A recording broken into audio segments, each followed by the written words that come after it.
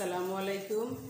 আমি সেলিনা পারভিন, সহকারী শিক্ষক, নান্দিয়া সংগন আদর্শ দাখিল মাদ্রাসা, শ্রীপুর, গাজীপুর। সুপ্রিয় নবম দশম শ্রেণীর শিক্ষার্থীরা, তোমরা কেমন আছো? আশা করি যে যেখানে আছো আল্লাহ পাখির অশেষ রহমতে তোমরা ভালো আছো। নান্দিয়া সংগন আদর্শ দাখিল মাদ্রাসার অনলাইন ক্লাসে তোমাদেরকে স্বাগত। সুপ্রিয় শিক্ষার্থীরা, আজকে আমি তোমাদের কৃষি শিক্ষা বইয়ের পঞ্চম অধ্যায় বনায়ন, পঞ্চম পরিচ্ছেদ উপকূলীয় বনায়ন, ঝাউ গাছ এই সম্পর্কে ক্লাস নেব। আমরা এখন জানব উপকূলীয় বনায়ন কি। বাংলাদেশের সমুদ্রের উপকূলবর্তী অঞ্চলসমূহ লবণাক্ততা, প্রাকৃতিক দুর্যোগের ফলে প্রাকৃতিক বন রক্ষা এবং সৃষ্টি হুমকির মুখে আজ পতিত হয়েছে। দেখা যায় বাংলাদেশের যে সমুদ্রের উপকূলীয় এলাকা বিভিন্ন প্রাকৃতিক দুর্যোগের কারণে বন যে ধ্বংসের সম্মুখীন হয়ে গেছে, পরিবেশ বিভিন্নভাবে ক্ষতিগ্রস্ত হয়েছে। এসব উপকূলীয় অঞ্চলে পরিবেশের ভারসাম্য রক্ষা সারা দেশের পরিবেশের উপর নানাভাবে প্রভাব বিস্তার করছে। দেখা যায় যে উপকূলীয় পরিবেশ বিভিন্নভাবে বন ধ্বংস হওয়ার পরে যে পরিবেশের যে হুমকির সম্মুখীন, এই পরিবেশের ভারসাম্য দেখা যায় যে সারা দেশেই এর প্রভাব বিস্তার করেছে।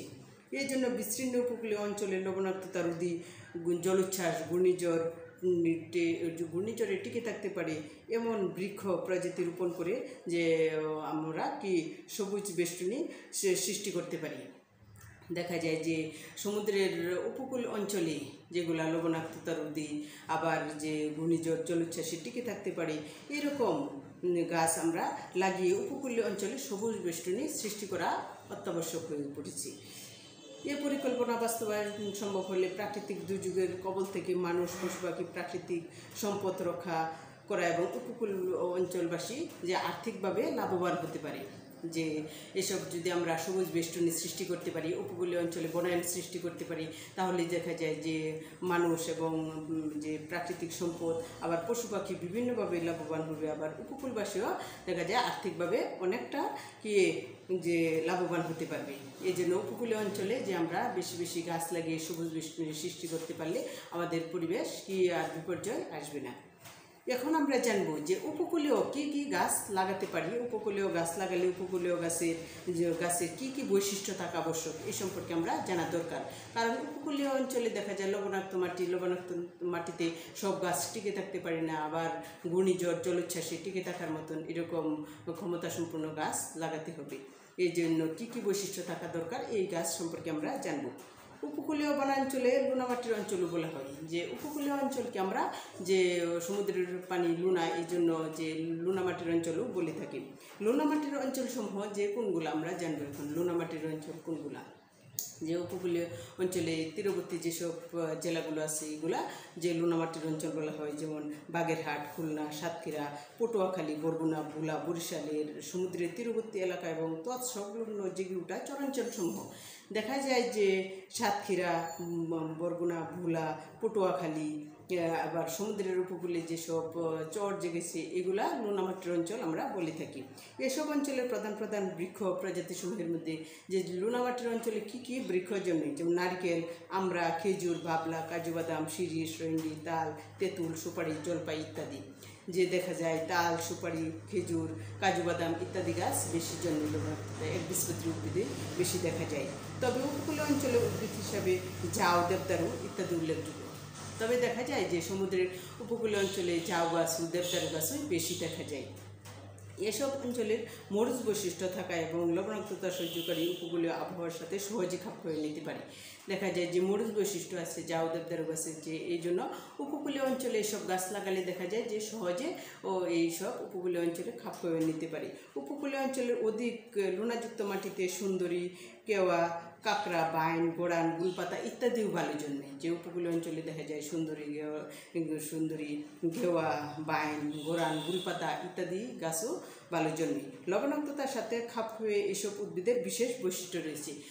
কইছে কি এসব উদ্ভিদের দেখা যায় লবণাক্ততা পরিবেশে যে নিজেকে খাপ খাইতে পারে, এসব উদ্ভিদের বিশেষ একটা বৈশিষ্ট্য আছে। এখন এসব উদ্ভিদের কি কি বৈশিষ্ট্য শিক্ষার্থীরা এখন আমরা জানবো। উপকূলীয় অঞ্চলে আমরা কি কি গাছ লাগাবো, আবার এদের বৈশিষ্ট্য কি হতে পারে। যে উপকূলীয় বনায়নের জন্য বেশি এলাকা জুড়ে বিস্তীর্ণ থাকে এসব গাছ নির্বাচন করব। যে দেখা যায় যে উপকূলীয় অঞ্চলে যেসব গাছ লাগাবো এসব গাছের শিকড় বেশি এলাকা জুড়ে বিস্তীর্ণ থাকে এসব গাছ আমরা প্রথমে নির্বাচন করব। দেখা যায় জলোচ্ছ্বাস ঘূর্ণিঝড়ে যে বেশি শিকড় বিস্তীর্ণ এলাকার গাছ সহজে উপড়ে ফেলতে পারে না। এই জন্য উপকূলীয় বনে যে নারিকেল সুপারি অন্যান্য একবীজপত্রী উদ্ভিদের পরিমাণ বেশি থাকে। দেখা যায় যে একবীজপত্রী উদ্ভিদের গাছের শিকড় বেশ এলাকায় বিস্তীর্ণ থাকে, যে এই জন্য একবীজপত্রী উদ্ভিদ বেশি দেখা যায়। এদের শিকড় অনেক এলাকা জুড়ে থাকে বলে মাটির ক্ষয়রোধ সহজ যে হয় কইছে মাটির যে ক্ষয়রোধ হয় যে ক্ষয়রোধ থেকে রক্ষা পায় এইসব উদ্ভিদ লাগালে উপকূলীয় অঞ্চলে। এই জন্য এইসব উপকূলীয় অঞ্চলে এইসব গাছ বেশি দেখা যায়। তবে উপকূলীয় বাঁধের বনায়নের ক্ষেত্রে সড়কের পাশের মতো একাধিক স্তরে গাছ লাগানো হয়। সড়কের পাশে যেসব গাছ একাধিক স্তরে লাগানো হয় এই জন্য উপকূলীয় অঞ্চলে এইসব গাছ যে একাধিক স্তরে লাগানো হয়। এতে মাটির ক্ষয় রোধ কম হয়, যে দেখা যায় যে মাটির ক্ষয় কম হয় যে একাধিক স্তরে গাছ লাগালে মাটি আঁকড়ে ধরে রাখে। অন্যান্য বাঁধের মতো উপকূলীয় ক্ষেত্রে যেসব গাছ লাগানো হয় সেসব স্থান বেশ ডাল হয়। বুঝছে, যেসব উপকূলীয় অঞ্চলে যেসব গাছ লাগানো হয় দেখা যায় এই অঞ্চলগুলো একটু ডালু হয়, তাই সারিবদ্ধভাবে গাছ লাগাতে হবে। যে একটু ডালু হয় এই জন্য সারিবদ্ধ গাছ লাগালে ভালো হয়। প্রথম লাইন যেখান থেকে শুরু হবে দ্বিতীয় লাইন তার বরাবর মধ্যবর্তী স্থান থেকে। দেখা যায় যে প্রথম লাইন যে স্থান থেকে আমরা গাছ লাগাবো দ্বিতীয় লাইনটা শুরু করতে হবে যে দুইটা গাছের মাঝখানে যে জায়গাটা থাকে এই সারিতে আমরা লাগাবো। এই লাগালে দেখা যায় মাটির ক্ষয়টা কম হবে এবং টিকে থাকতে পারে। এতে যে মাটির যে ক্ষয়রোধের ক্ষমতাও বাড়বে। উপকূলীয় অঞ্চলের মরিচ বৈশিষ্ট্য থাকে যেমন পাতায় কিউটিকল স্তর থাকে পুরু, যে মরিচ বৈশিষ্ট্য থাকে পাতার কিউটিকল স্তর থাকে পুরু। এ কারণে এসব উদ্ভিদের খরা প্রতিরোধক হয়, যে দেখা যায় খরা প্রতিরোধ করতে পারে। কিউটিকল স্তর পুরু থাকে অনেক দিন যে টিকে থাকতে পারে এসব উদ্ভিদের মরিচ বৈশিষ্ট্য থাকে বলে উপকূলীয় অঞ্চলে এসব গাছও লাগানো হয়। ঘূর্ণিঝড় সাইক্লোনের মতো দুর্যোগ মোকাবেলা করে টিকে থাকতে পারে। আবার যে শিকড় বেশি এলাকা বিস্তীর্ণ থাকে ঘূর্ণিঝড় সাইক্লোন ইত্যাদির মধ্যে দেখা যায় কি এসব গাছ টিকে থাকতে পারে, কারণ এসব উদ্ভিদের কাণ্ড বেশ লম্বা শক্ত হয় এবং শাখা প্রশাখা কম হয়। দেখা যায় যে কাণ্ড বেশ লম্বা হয় আবার যে শাখা শক্ত আবার শাখা প্রশাখা কম হয়, যেমন নারকেল গজারি খেজুর তাল জাউ দেবদারু প্রভৃতি। যে উপকূলীয় বাঁধসমূহ দুর্যোগের সময় গরু ছাগল আশ্রয়কেন্দ্র হিসেবে ব্যবহার করা হয়, কাজেই গাছ লাগানোর সময় গোখাদ্য হিসেবে ব্যবহার করা হয় এরকম গাছও লাগাতে হবে। যে উপকূলীয় অঞ্চলে ঘূর্ণিঝড় সাইক্লোনের সময় দেখা যায় যে বিভিন্ন আশ্রয়কেন্দ্রে মানুষ গরু ছাগল কি আশ্রয় নেয়, এই জন্য দেখা যায় গোখাদ্য ব্যবহার করা হয়। এরকম গাছ আমরা কি উপকূলীয় বনায়নে আমরা লাগাবো। যেমন গোখাদ্য হিসেবে ব্যবহার করা হয় ইপিলিপিল আকাশমণি ধৈঞ্চা প্রভৃতি এসবের গাছও আমরা চারা লাগাবো। যেসব উদ্ভিদের জলবদ্ধতা এবং লবণাক্ততা সহ্য করতে পারে উপকূলীয় অঞ্চলে সেসব উদ্ভিদে লাগাতে হবে। আবার দেখা যায় জলবদ্ধতার মধ্যে অনেক দিন পানি জমে রাখছে 15 দিন 20 দিন 1 মাস এসব উদ্ভিদ টিকে থাকতে পারে। আবার দেখা যায় যে লবণাক্ত সহিষ্ণু লবণাক্ত সহ্য করতে পারে এরকম উদ্ভিদ আমরা উপকূলীয় অঞ্চলে লাগাবো। এটা বৈশিষ্ট্য থাকা জরুরি। উপকূলীয় বনায়নে শক্ত এবং লম্বা কাণ্ড এবং ছোটো পাতা এবং ঢালপালা পর্তন সহনশীল গাছ লাগাতে হবে। যে পাতা ছোট হয় আবার কাণ্ডটা লম্বা হয় শক্ত হয় এরকম গাছ নির্বাচন করতে হবে। যেমন শিশু বাবলা কড়ুই খেজুর তাল প্রভৃতি। দেখা যায় এই যে এগুলা যে ডালপালা পর্তন করলেও গাছের কোনো ক্ষতি হয় না, এইসব গাছ আমরা লাগাতে পারবো।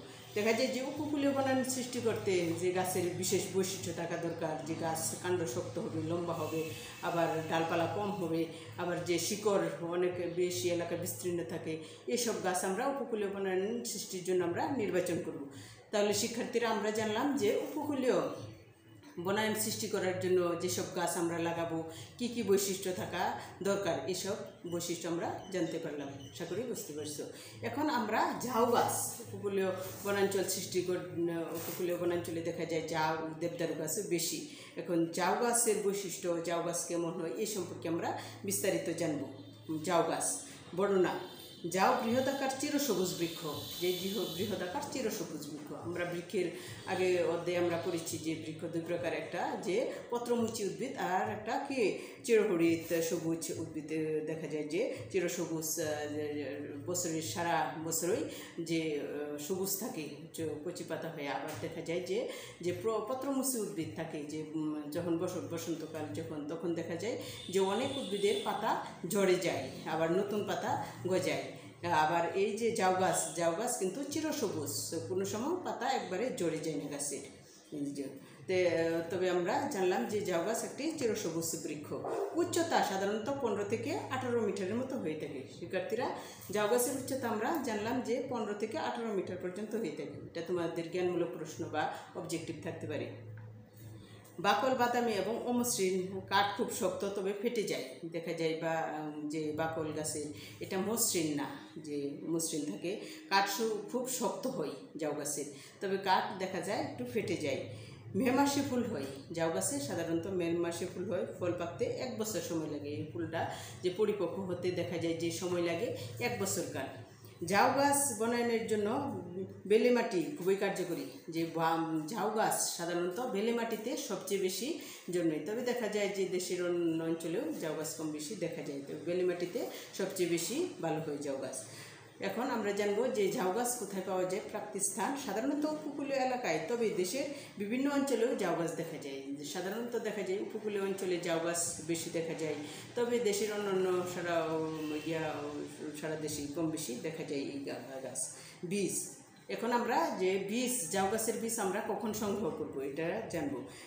মে জুন মাসে বীজ সংগ্রহ করা হয়। সাধারণত যে ফল পাকতে যে ঝাউ গাছে ফুল আসে মে মাসে, এই ফুলটা পাকতে দেখা যায় যে ফল হইতে পরিপক্ক হইতে প্রায় 1 বছর সময় লাগে। তবে আমরা যে জানলাম যে মে জুন মাসে যে ঝাউ গাছের বীজ আমরা সংগ্রহ করব। চারা উত্তোলন, কিভাবে আমরা এই ঝাউয়ের চারা উত্তোলন করব। ফেব্রুয়ারি মাসে ঝাউয়ের চারা উত্তোলন করা হয়, যেটা দেখা যায় যে ফেব্রুয়ারি মাসে ঝাউ গাছের চারা উত্তোলন করা হয়।